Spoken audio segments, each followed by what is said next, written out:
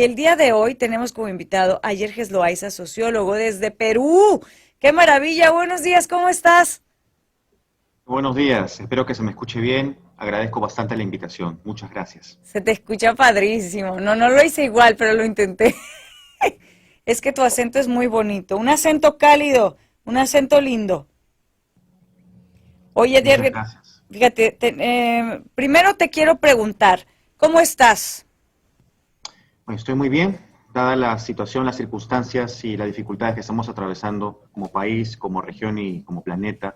Creo que podemos tener la satisfacción de decir que estamos de salud bien, estamos bien en ese sentido al menos. Ok, bueno, la salud es el primer paso, es la prioridad, la primera prioridad para que todo lo demás empiece a funcionar. Y ahora con este tema del racismo y la discriminación en nuestra sociedad y lo importante que es lo mucho que afecta, lo mucho que nos está afectando en todos los niveles. Sí, Y además el grado de violencia que es, porque no podemos seguir minimizándolo, normalizándolo como si fuera algo chistoso. Es un acto de violencia muy grande que además se empieza a compartir y se va contagiando y cada vez es peor y puede generar cosas terribles. así es. El racismo se maneja desde dos ámbitos, vamos a decir de dos posiciones. La posición del dominante, que trata de que las relaciones comunes, cotidianas, no solamente relaciones cotidianas en el día a día, sino relaciones económicas y políticas, sean siempre las mismas. Es decir, tratar de sugerir que hay personas que tienen el derecho de mandar, el derecho de dominar, el derecho de tener una mejor condición económica, social, cultural, un mejor estatus, a diferencia de otras. Esto se va superponiendo a través de una serie de adjetivos, maltratos, comentarios que no necesariamente apelan al color de piel, pero que a la larga tratan de inducirnos a ello. Y por otro lado, los dominados, que son las personas que tratan, intentan de tener una mejor posición en la sociedad, un mejor estatus, y no ven otra mejor cosa que poder hacerlo mediante la interpretación de los dominantes, es decir, tratar de incorporar esos insultos, esos comportamientos y denigrar a otros que pueden ser tan parecidos como ellos, y a la Exacto. larga se da pues una espiral de la violencia racista. Fíjate qué curioso, porque durante toda la semana hemos hablado muchas veces, fíjate, por ejemplo, aquí en Nuevo León, salió en la estadística que muchas de las personas no se sienten discriminadas. Sin embargo, sí mencionaron que Nuevo León es uno de los estados con más discriminación del país. Entonces, fíjate qué curioso, porque sí captan la discriminación, pero no quieren sentirse parte del que es discriminado. Entonces hay como las personas cuando viven violencia que dicen yo no estoy viviendo violencia. Entonces hacen para un lado y quieras que no, de alguna forma participan en la discriminación para tratar de ser aceptados en el otro lado. Ujú, exacto. Decir que no he sido discriminado es decir, a mí no me discriminan, porque yo no soy parte de esa raza inferior, de esa etnia inferior, de ese grupo al cual están discriminando. No, yo soy el que discrimina, porque yo estoy en la potestad y en el poder de hacerlo. Me he esforzado trabajando, tengo un buen trabajo, tengo ahorros, tengo una buena calidad de vida, tengo derecho a discriminar.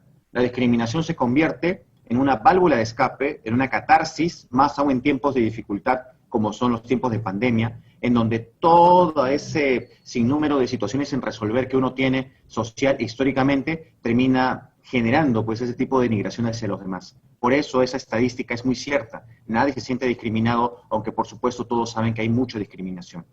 Pero fíjate qué fuerte, porque ¿cómo vamos a poder trabajar con algo tan delicado si en el fondo, como lo dices, entonces lo que pasa es que cuando discriminas o eres racista de alguna forma tienes miedo? Sí, hay mucho temor porque pareciera que son dos bandos, ¿no? Un libro, por ejemplo, famoso, El choque de las civilizaciones, Huntington plantea que en el mundo lo que hay es este conflicto entre culturas, entre costumbres, ¿no? Y uno muchas veces es tildado de alienado. Se le dice, has cambiado tu costumbre, has cambiado tu manera de hablar, has cambiado tu manera de vestir, incluso ya no te juntas con los amigos de infancia, de la juventud. Sí. En realidad esto se debe a que uno trata de ser parte del otro grupo, uno trata de incorporar una serie de costumbres, una serie de comportamientos que pueden ser muy negativos inclusive, o muy costosos de repente. Uno puede gastarse mucho dinero en este tipo de cosas, pero lo hace porque quiere tomar un estatus, una posición de vida, por la cual se ha esforzado bastante. Es que el mundo, dependiendo del país por supuesto, está desarrollado en esta doble lógica. Y los medios de comunicación también, por supuesto, nos incorporan esta idea. La idea de que el color de piel trae un matiz económico, político y un matiz de poder, de ser finalmente aceptado en la sociedad. Entonces, el problema más grave y una de las raíces más importantes de la discriminación y el racismo es el problema que tenemos con nuestra identidad, con el autoestima, con aceptarnos. Sí, sin embargo, la autoestima no solo es un proceso psicogenético o psicológico, es decir, no solamente es un proceso que yo desarrollo a través de un esfuerzo mental propio, individual, de añoranza reflexiva. En realidad es un tema también sociológico, social o sociogenético, es decir, las herramientas para poder tener esta autoestima, las herramientas o, vamos a decir, los modelos que tengo para poder construir una fortaleza personal se da en el exterior. Si yo no tengo modelos, si no tengo elementos a los cuales asirme, aferrarme, entonces va a ser muy difícil que pueda construir este amor hacia mi propia cultura, hacia mi manera de hablar, hacia mi color de piel, si se quiere. Este es un dilema que tenemos en Latinoamérica, que el color de piel se convierte en una enemistad, en una vergüenza, y no en un segmento de, se puede decir incluso hasta de orgullo, de decir, puedo que sea este color de piel, pero eso no me define como persona, ni define mis capacidades en absoluto. Entonces yo creo que el racismo en Latinoamérica se da de una manera muy distinta en el resto del mundo, ¿no? Y esa es otra dificultad para poder luchar contra ella. No, y además pasa algo, fíjate, yo he estado durante toda la semana analizando mucho el tema y bueno, finalmente la casa, el hogar, pues es como de manera primaria donde aprendes a relacionarte. Entonces, si nosotros como papás o como mamás o en casa se viven comentarios o se fundamenta la discriminación y el racismo de manera, sin darse cuenta, con comentarios como decía yo la otra vez, que a veces sin querer decimos que no te dé el sol porque te vas a poner morena, como si ser morena fuera malo, ¿no? O deja de comer, vas a estar gorda. En vez de decirle deja de comer porquería porque quiero que esté saludable, empezamos a poner adjetivos que califican y en el cerebro del niño lo califican de una manera negativa, porque si mi mamá no quiere que sea eso, es que ser eso es ser malo, ¿no? Por un lado. Y si a eso le agregamos que se dice todo el tiempo es que en este maldito país y en este país no funcionan las cosas, ojalá viviéramos en otro país, ojalá, es que la verdad, lo digo con todo el respeto al radioescucha y a la radioescucha, lo decimos y a veces lo decimos en una inconsciencia y en una ignorancia que no nos damos cuenta cómo está afectando las palabras que estamos diciendo, como escupirle a tu propio país. Sí, acabas de mencionar algo importante. Eso se llama estructuración de la violencia, estructuración de los comportamientos. Estamos creando, fortaleciendo una estructura social. Y ahí, mediante ese ejemplo, refieres y justamente nos haces entender de manera muy pedagógica que las personas, por más que quieran desarrollar una autoestima, una visión crítica, una actitud muy personal de las cosas, se ven muchas veces atrapados por esa estructura que papá, mamá, que los amigos en el colegio, los amigos de la calle, o en general las personas con las que trabajo, terminan reproduciendo en mí. Entonces muchas veces mi opinión, mi comportamiento, o mi actitud racista, o mi actitud discriminatoria, no solamente es heredada, sino fortalecida y retroalimentada por las personas que me rodean. Y es muy difícil que uno pueda separar lo correcto de lo denigrante. Es decir, un comportamiento ético y moral de comportamientos denigrantes, porque uno se siente finalmente retroalimentado por ese tipo de sentires. Apoyado, ¿no? Y hasta se ríen o te aplauden cuando haces comentarios que son racistas o discriminan, los utilizan como de broma, o sea, ya te pusiste de moda porque te aventaste el chiste, ¿no? El chiste según tú, muy simpático. Fíjate qué peligroso, Yerges. Vamos a ir un... ¿Y cuál es el muñeco blanco? ¿Cuál muñeco es bonito? ¿Cuál muñeco es feo? ¿Cuál muñeco es malo? Ninguno. ¿Cuál muñeco es malo? ¿Y por qué? Porque, bueno, este es morena y este es blanco. Fíjense nada más, le estoy poniendo un cachito de este video, si pudieron escucharlo, de unos niños donde hay dos muñecos, uno blanco y uno moreno, y les piden que tomen decisiones, cuál es bueno, cuál es malo, cuál les gusta, cuál es bonito, y por el puro color ya tienen un prejuicio, fíjate, un estereotipo y un prejuicio, porque eso es en realidad un prejuicio, no es real, ni tiene nada que ver con la realidad tampoco, ni está comprobado, ni es cierto, ni en ningún lado lo han dicho. Simplemente es algo con lo que vamos de generación en generación, fíjate, pasándolo y pasándolo y pasándolo sin ningún fundamento, Yerges, porque esa es la verdad. Y tenemos con nosotros a Yerges Loaiza, un sociólogo que está en Perú y que nos está platicando sobre el racismo y la discriminación en nuestra sociedad. Sí, respecto a este ejemplo, muy triste en realidad, pero vamos viendo cómo, como lo comenté, se va estructurando este tipo de símbolos. El ser humano es un ser simbólico. El ser humano busca referentes para guiar su vida, para saber que lo que hace es correcto. Y a medida que va comportándose, va viendo a los ojos los demás que su comportamiento es coherente.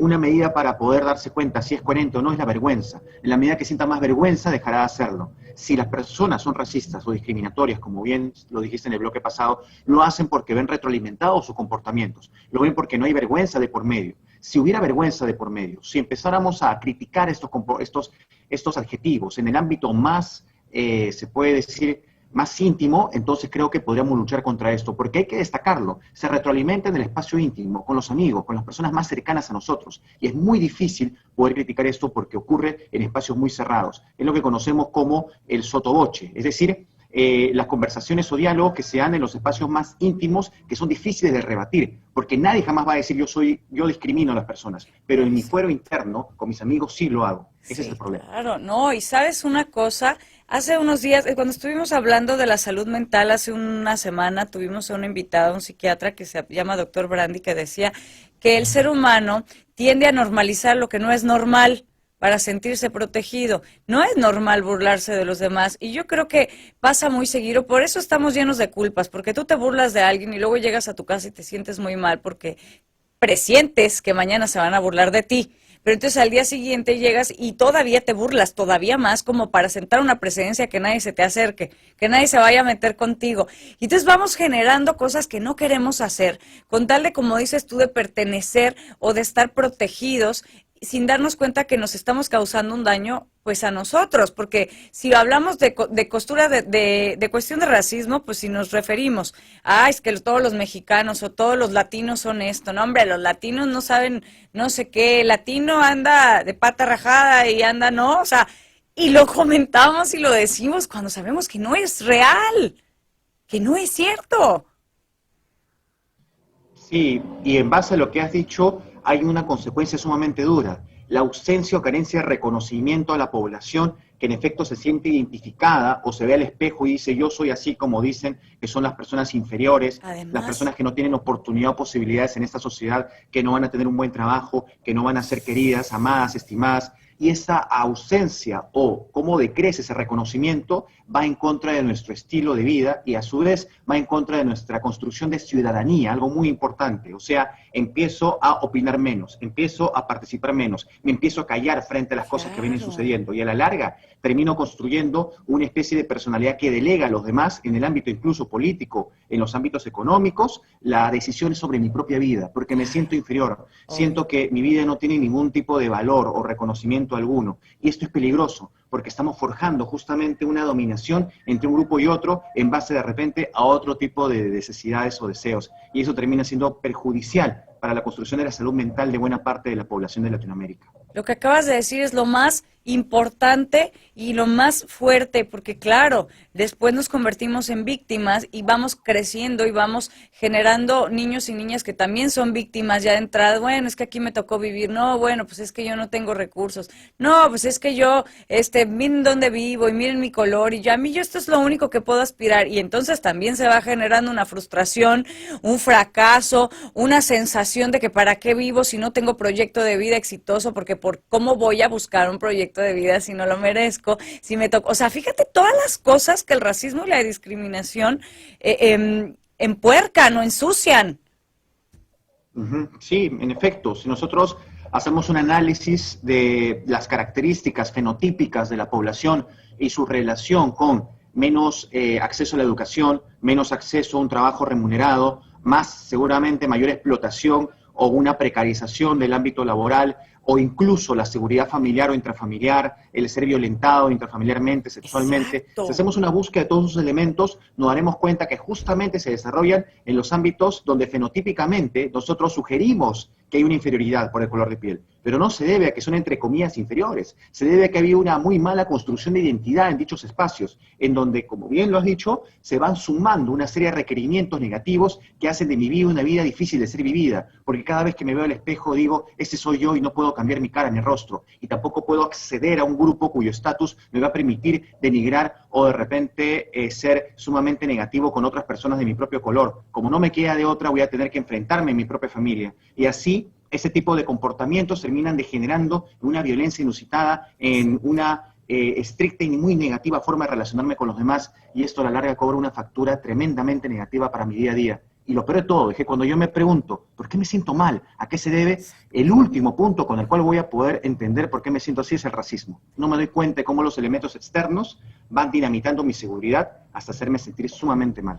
Pues es que es como es que es violencia, es que así funciona la violencia. O sea, todo lo que estás diciendo por eso digo, es un acto violento, el racismo y la discriminación normalizada, que además es vergonzoso, que se sube en las redes sociales, que se sube en todos lados, que todo el mundo participa, que se ríe, que le parece chistoso, está creando un daño realmente muy grande en el ser humano en cuanto a todo, porque así como discriminas a los demás en el momento que te identifiques con el que discriminas o con el que el estereotipo no te parece el adecuado, pues vas a convertirte en lo opuesto o vas a ser un agente de violencia que va a contagiarse, ¿no? Que pasa además, por ejemplo, la discriminación a las mujeres es exactamente lo mismo. Y en la discriminación ahorita a los adultos, a los de la tercera edad y a los niños que no pueden entrar a ningún lugar, y entonces ya los de la tercera edad ya son los apestados, ¿no? Y está pasando en todos lados y en todos los ámbitos, y el nivel sociocultural, y que si el color de piel, y que si eres gorda o delgada, o como mujer si tienes 90, 60, 90, o sea, todo se está convirtiendo en una campaña de odio hacia ti misma, en donde vas a terminar por no aceptarte, porque en algún momento te vas a identificar con el discriminado.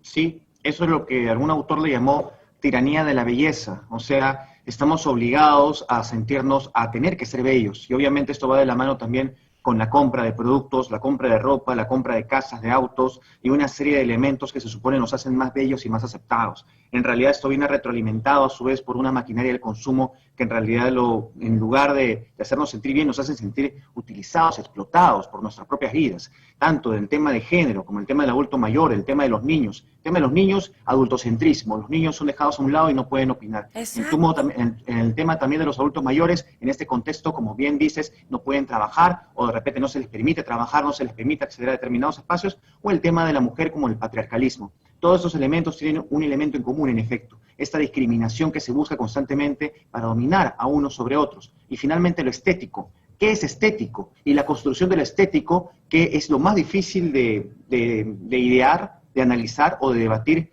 porque a la larga yo tengo derecho, como persona bonita, de discriminar al que es feo. Sí. O yo, como feo, no puedo ser aceptado por las personas bonitas. En realidad lo bonito, lo estético, termina occidentalizándose, es decir, teniendo como modelo algo tan ajeno a mi propio país, a mi propia historia, a lo que el término de belleza debería estar relacionado, que termina convirtiéndome en alguien sumamente alienado. Alienado en la medida que no puedo ver la belleza y el valor que tengo en mi propia vida, en mi propia historia y en mi propia cultura. Exacto, pero además es irreal porque, o sea, si nos vamos a lo más básico, pues es que a mí no me gusta la gente mayor, guácatela, ser mayor, pues vas a llegar, si tienes suerte, o sea, ¿me entiendes? Vas a llegar si tienes suerte, si no tienes suerte, pues ni siquiera vas a tener ese privilegio.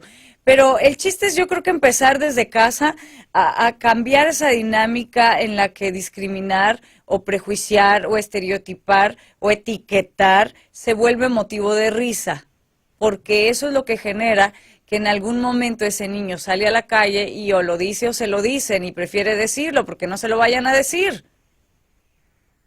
Sí, el estereotipo o el etiquetamiento, que en realidad es un término sociológico también, es una manera de poder definir la realidad de una forma, a su vez, que termina siendo conveniente a mis propias necesidades. O sea, Frente a momentos de dudas o frente a momentos de problemas, yo apelo al etiquetamiento, apelo al estereotipo para sentirme a salvo, ¿no? Claro. Y en un debate, en una conversación, un diálogo, apelando a dicho etiquetamiento, a dicho estereotipo, la otra parte se siente menoscabada, se siente menospreciada y siente que no tiene suficientes elementos o herramientas para poder debatir conmigo. Yo ya he vencido en el debate y yo tengo la razón finalmente.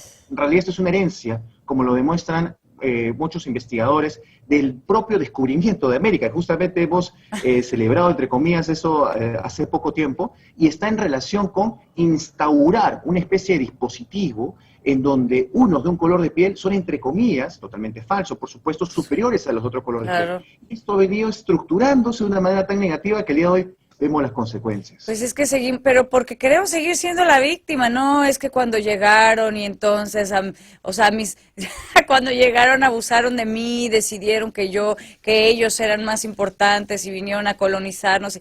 Ya pasó, o sea, hay que soltarlo, no podemos seguir diciendo que nos robaron y que nos robaron y que nos quitaron, porque esa posición de víctima no nos va a hacer responsables jamás de tener un proyecto de vida exitosa. Siempre vamos a echar la culpa a lo externo. No, pues me tocó vivir aquí. No, pues me tocó que mi papá no tuviera dinero. No, pues me tocó nacer en el pueblo. No, pues siempre va a haber una justificación para estar enojado con la vida. Sí, hay que tratar de conciliarnos o reconciliarnos en todo caso con nuestro pasado, con nuestro presente y a su vez con nuestro futuro. Tratar de construir como sociedad, como país, y tratar que el Estado también, bajo sus diferentes formas, como la educación, pueda adherirse, educación primaria, secundaria, educación superior, adherirse a esta lógica, una lógica no solo de la aceptación, sino del respeto, como decimos en interculturalidad, de hospitalidad. Ser hospitalarios con el otro que es distinto, hospitalarios con el otro que es diferente, y no imponer la regla de la igualdad, porque no somos iguales, somos no solo de colores distintos, costumbres, comportamientos, y en general somos personas muy distintas. Tenemos los mismos localidades tan derechos, distintas. pero cada quien con su individualidad y con sus costumbres, ¿no? Y ya se nos acabó el tiempo. ¿Cómo te podemos localizar? Bueno, ya saben, pueden encontrarme como Jerjes Loaiza, sociólogo, en redes sociales, Twitter, YouTube, Instagram, como guste. Les agradezco mucho y gracias por la invitación.